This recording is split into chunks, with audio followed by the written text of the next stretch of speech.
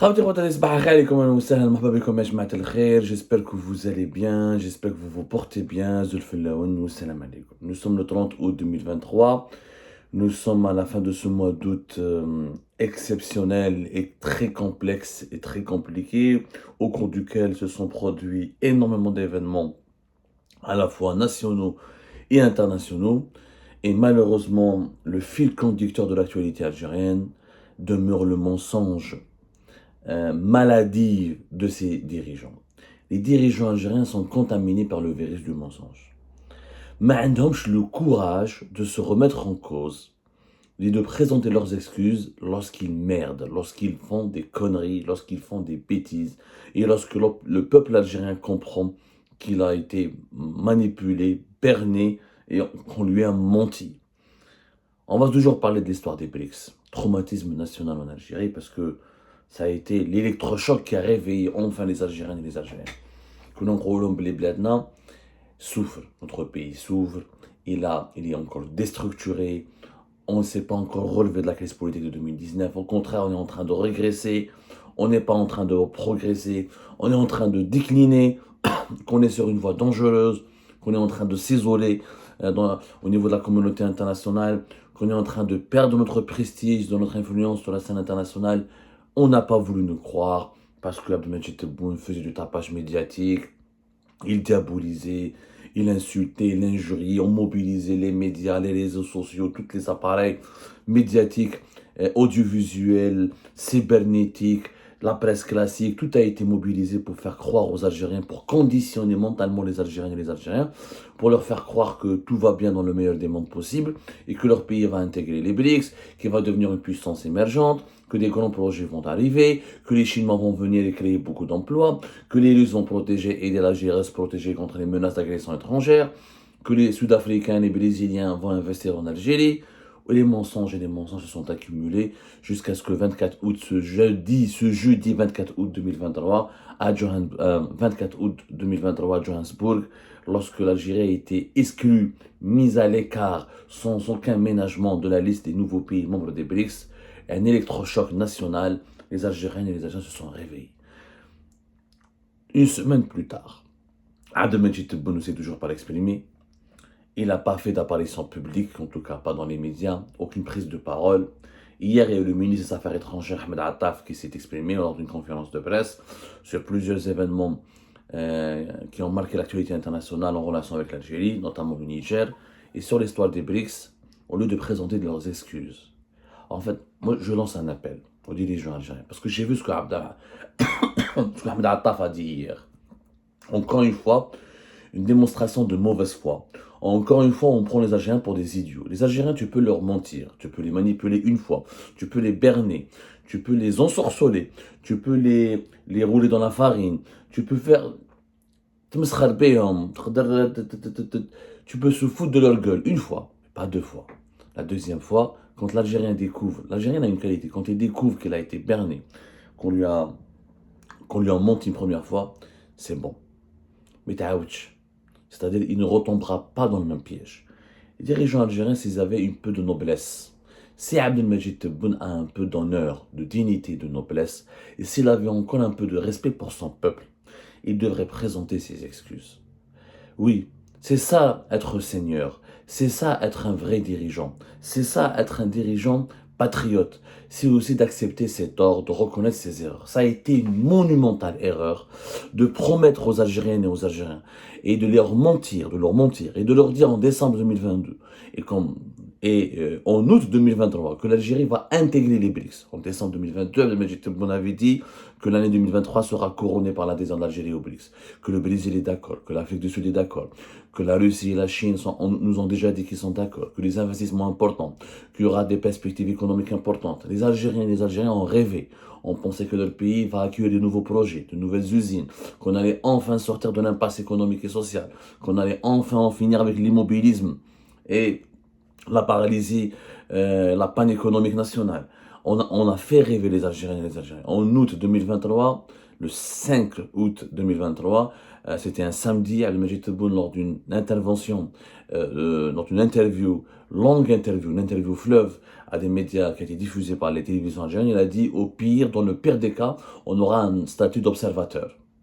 Quand il était en Chine, il avait même dit que l'Algérie, c'est bon, elle est en train de boucler son adhésion au BRICS avec une participation, avec cerise sur le gâteau, une participation de 1,5 milliard de dollars dans dans dans le capital de la Banque de développement des BRICS, la NDB. Tout ça a été dit, ça a été documenté, les écrits restent.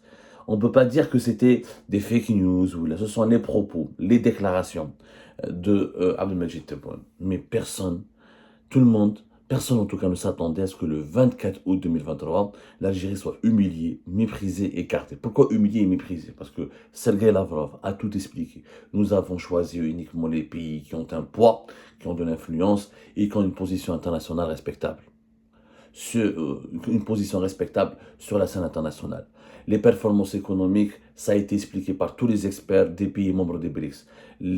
L'Algérie n'a strictement aucune comparaison possible. Elle ne peut même pas aspirer à rivaliser avec l'Arabie Saoudite, les Émirats, l'Iran ou l'Argentine, et encore moins avec le potentiel énorme de l'Éthiopie.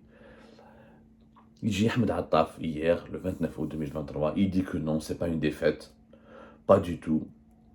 Il parle, l'Algérie continue de faire des efforts pour intégrer la nouvelle banque de développement dans les BRICS NDB. Donc on a été écarté, humilié, on va leur donner 1,5 milliard de dollars.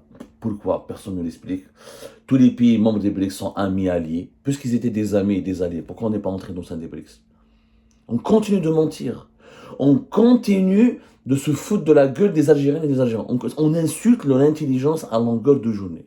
Les dirigeants algériens insultent l'intelligence de leur peuple à longueur de journée. Tu peux mépriser ton peuple. Tu peux le détester. Tu peux vouloir le dominer. N'insulte pas son intelligence quand même. Arrêtons de considérer les Algériens comme des chiens. Les Algériens et les Algériens ne sont pas des chiens.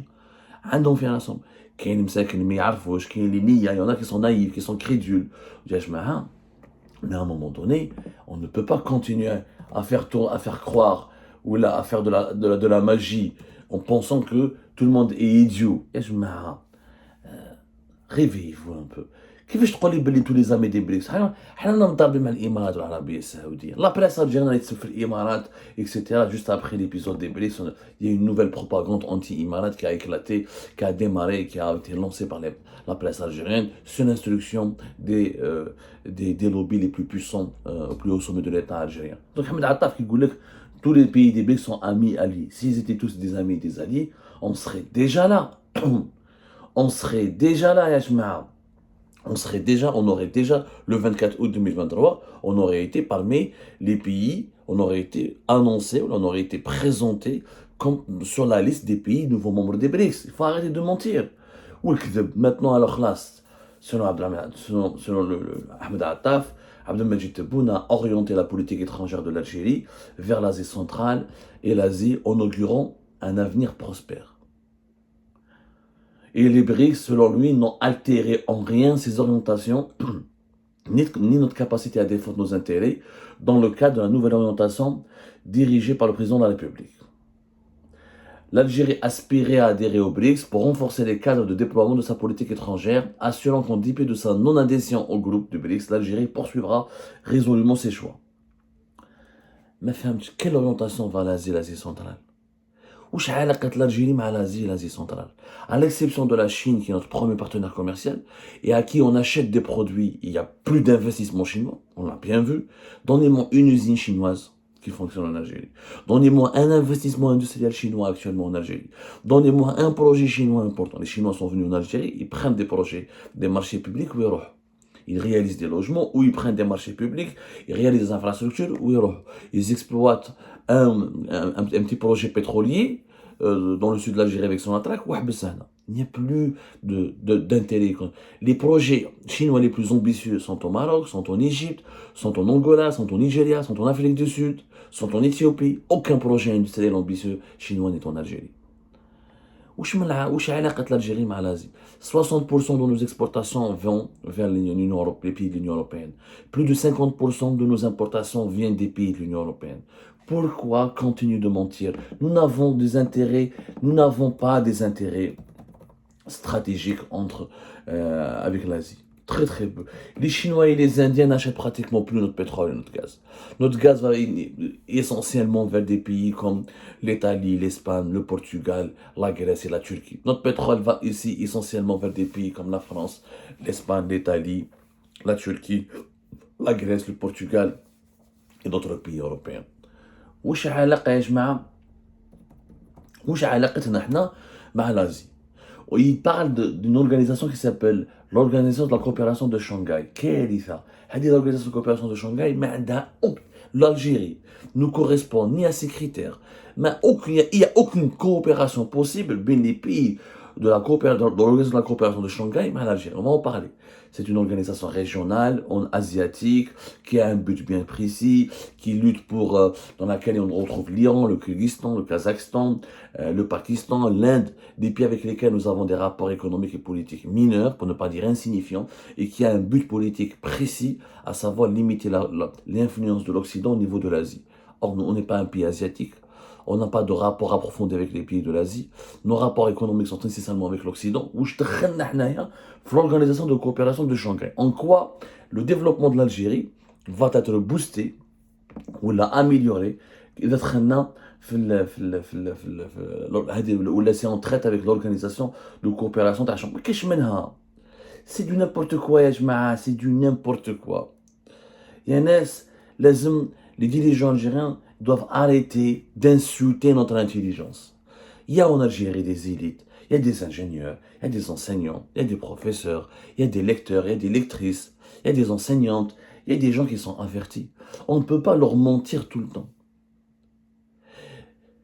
Si, encore une fois, les dirigeants, et à leur tête Abdelmajid Tebboune, avaient un peu de respect, une once de respect pour son peuple, ils devraient présenter ses excuses.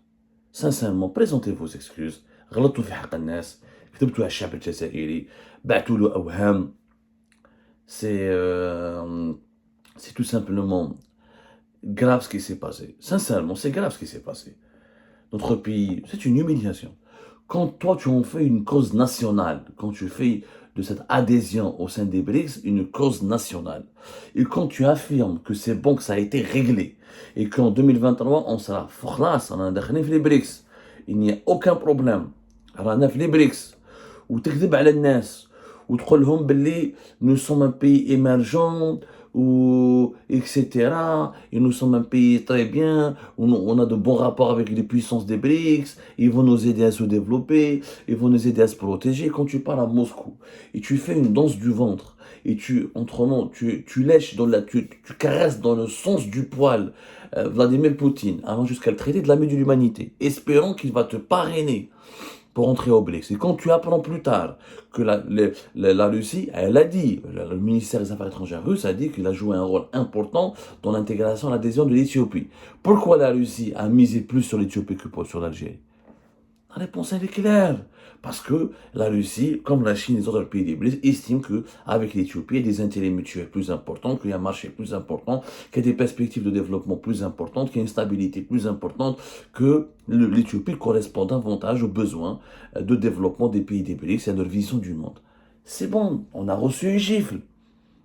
On ne va pas continuer à mentir aux Algériens et aux Algériens et en leur faisant croire, on a encore un espoir. L'Arabie Saoudite, tous les pays membres des BRICS sont des amis et des alliés. Les Émirats, c'est un ami. De l'autre se bouffer en la presse. Qui demande Shourouk al-Khabar et à la presse publique, et parapublique ou la paraprivée d'insulter les Émirats? Qui? C'est les officiers du régime algérien. Comment tu peux prétendre être ami avec un pays alors que tu l'insultes à longueur de journée, que des graves accusations? Financement de guerre, financement de terrorisme, complot contre la sécurité nationale. Comment tu entretiens des relations empoisonnées avec les deux pays les plus riches du monde arabe, qui sont l'Arabie Saoudite et les Émirats, et tu veux faire partie des BRICS? Présentez vos excuses au peuple algérien. Vous avez fauté. Vous avez échoué.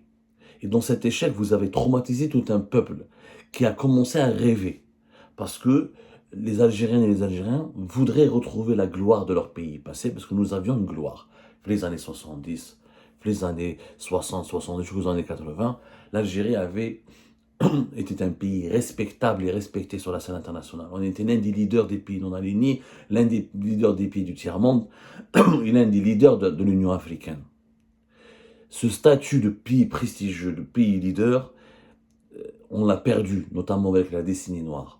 Bouteflika a essayé de le restituer quand il était en bonne santé avec des initiatives de coopération nord-sud avec le NEPAD, avec la réactivation du rôle de l'Algérie au sein de l'Union africaine, avec sa présence au sommet des G7 à 2 à 3 reprises, avec ses visites nombreuses dans les grands pays comme la Russie, la Chine ou les États-Unis d'Amérique, en essayant de désenclaver de l'Algérie après avoir l'Algérie qui, durant la décennie noire, a vécu quand même dans l'obscurité totale. On était déconnectés du reste de la communauté internationale. Les Algériennes et les Algériens ont le sens de l'honneur. Ils aimeraient que leur pays retrouve son honneur. Mais pour ce faire, il faut travailler. Il faut créer une économie. Il faut avoir de la croissance économique. Moi, dans le monde des années 70, on se développe avec les slogans. L'histoire, même si tu as une histoire glorieuse, même si tu as des positions respectables sur la scène internationale, ça ne suffit pas. Tant que tu n'as pas un développement économique et technologique appréciable, tant que tu n'offres pas des perspectives de business et de développement technologique et économique à tes partenaires étrangers, tant que tu n'es pas réellement sur la voie de la modernité, tu ne peux pas aspirer au statut de puissance régionale ou de puissance émergente. Et tout le mensonge et toute la mécanique de l'humiliation de l'Algérie dans son échec à l'adhésion au BRICS se trouve à ce niveau-là. Au lieu de travailler, au lieu de faire des efforts, au lieu d'avoir un plan de développement économique et technologique, l'Algérie a utilisé des slogans, a utilisé des positions, a cru que la politique politicienne, ou en léchant les doigts, ou les pieds de Poutine, elle pensait qu'elle pourrait intégrer le prestigieux club des pays émergents. Ce n'est pas comme ça qu'on devient un pays émergent.